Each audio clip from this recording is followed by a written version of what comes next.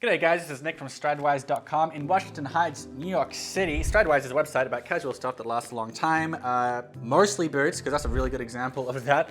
And this video, I have been doing this channel for over 5 years now, and I've amassed a pretty ridiculous collection of boots. So I wanted to go through today the 6 rarest boots that are currently in my collection. The collection changes, sometimes I sell them, sometimes I buy them, and so on. But I looked around my room and I thought I've got a pretty interesting collection of some cool one-offs right now. Not one-offs necessarily, but just ones that are hard to get. So I wanted to start with the newest one in that I unboxed it about a half hour ago, and this is the Boondocker from Onderhoud Handmade. So this is an Indonesian brand. Indonesia has a really fascinating culture of boot making in the city of Bandung, which I visited a little while ago. And while I was there, I met Rizky at Onderhoud, and he asked if I wanted a pair of boots, and I was like, if I'm getting anything, it's got to be your Boondocker boot. So Boondocker, that is a recreation, or you could say inspired by the footwear that soldiers wore in World War II, and it is typified by natural chrome XL rough out leather, so the inside out leather. They flip it inside out, that's why it's all fuzzy here. It's not suede, it's actually full grain thick leather turned inside out. This makes it a lot harder to scratch. That's like the main thing that defines the Boondocker is this natural chrome XL rough out leather. It's often unstructured in the toe, and also they usually have a corded sole. So the sole used for this one is Dr. Sole, which has like a cult following as high as a lot of boot companies. People really like the Dr. Sole outsole. And this is just an unbelievably well-made, very, very handmade boot. A lot of brands say this stuff is handmade when they're using like giant machines to last and weld and so on. This is completely done by hand, hand-lasted, and this is Veldschoen construction, which is very complex to go into, but it's a little bit like halfway between a Goodyear weld and a stitch down in that the upper is flattened out and then stitched through. So every stitch here is done by hand. It's even just slightly offset at an angle, I think largely just to show, hey, by the way, I did this by hand because the machine couldn't do this. It's a really legendary boot. Rizky's own boots are on screen right now. This is how they age. And this is very highly sought after because not only is it relatively expensive, but it takes months to get a pair made, and you can only get one when Onderhoud opens up a lottery on their Instagram, and they do that for like 10 minutes, like, all right, that's it, that's our next like batch of orders for the next 6 months or whatever. So they're crazy hard to get, these boots, and I'm very proud to have them in my collection, and I'm pumped to start wearing them in. Another one I'm going to get into, I guess while I'm talking about Indonesia, this is one more. This is from Sagara, a really well-known brand in Indonesia. These are not all Indonesian boots, this is the last one, but this is the Cordmaster, which is their lace-to-toe monkey boot. And this is just a monstrous, like incredibly heavy boot, and they're really well-known for it at Sagara. So this boot is made with a Norwegian welt. You see all these extra rows here, like shark's teeth. Norwegian welt, a very, very water-resistant type of Goodyear welt, and even just a Norwegian welted boot, that's rare. It's like the way they used to make waterproof boots in the 19th century before we had Gore-Tex and stuff, and when you were going around, you know, colonizing Africa and stuff, you'd be wearing Norwegian welted boots. So in addition to that, this has like a double leather midsole. It's got a lot of really interesting features I'm going to get into in a full proper review breakdown.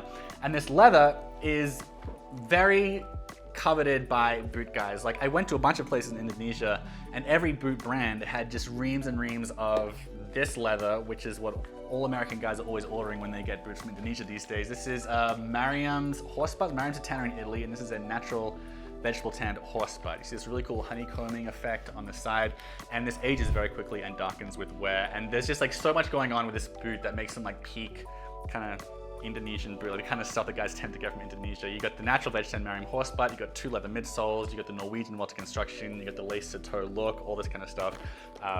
Very cool, hard to get, not as hard as Onderhoud. Sagara has like more stuff, but it still takes like many months to get a pair of these. All right, after that, this is, I don't think it's the only pink Red Wing mock toe in the entire world, because I heard about a guy in like Amsterdam who got himself one by a special request. But this is Red Wing's very famous classic mock boot. You probably know the 875 boot, the golden orange one that's like really iconic, and basically every brand tries to get their own imitation of. I visited their factory a couple years ago, and when I was there, I pointed at their women's boot line. The women's boots have way more cool leathers than the men's get. But women's boots, they're like usually like a B width, they're a lot narrower, so I can't just get a women's boot. Even if otherwise it looks just like a guy's boot, And I just said to their design director, Mike Larson, I said, man, I would love to have a pink mock toe. I would totally wear it, even if you weren't making for anyone else.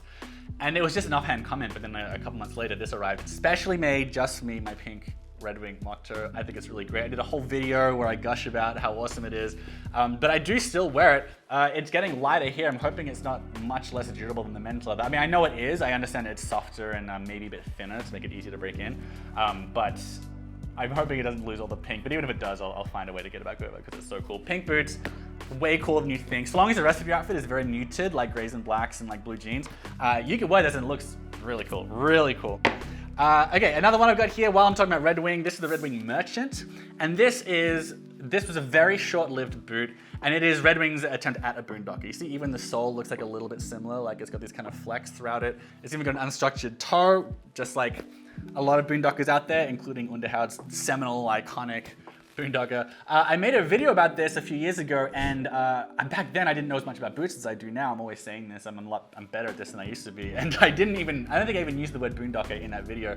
And to be fair, I don't think they really used it in their marketing either. But this is, like, without a doubt, this is Red Wing's attempt at making a boondocker. So there's no speed hooks. It's the unstructured toe. It's a low profile. It's got the corded sole and so on, or cord-looking sole, and it's great. I don't know, it's really cool. It's a really, really cool entry for Red Wing to do. People didn't really bite.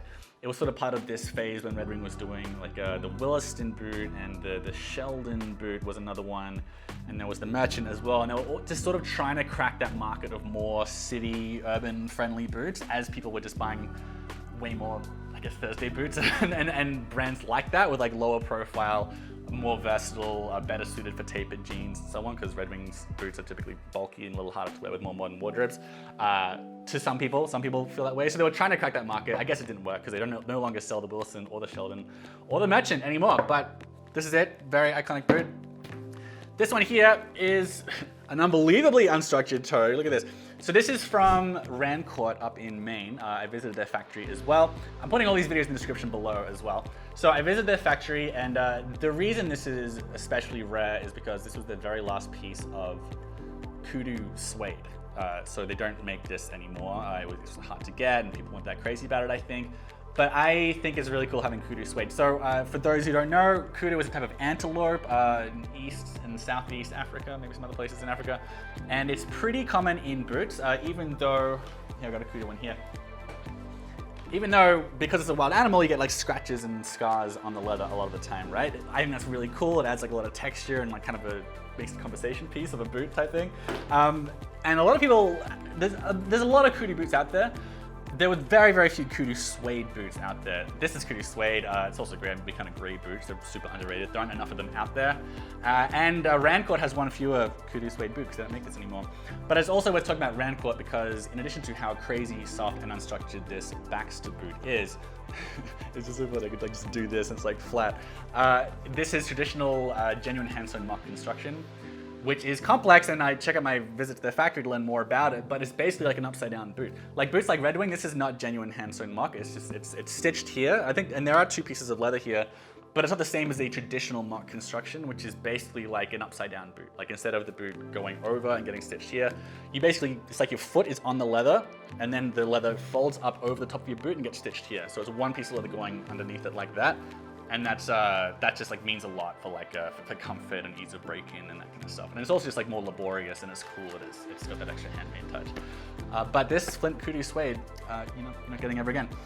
And then the last boot is the most exclusive because it is the one that I made myself in Guatemala. This is the only boot like this in the whole world. It's the only one that I made. And also in addition to that, it's the only Adelante boot made with this leather. So this is a multi-step thing. I went to La Farc Tannery in Mexico, because they had this like workshop where you get to make your own leather. So I went there, I picked out some vegetable tanned goat skin, and I dyed it myself, and like I tumbled it, and I did all the finishing to it, and it was like a lot of fun and really, really cool.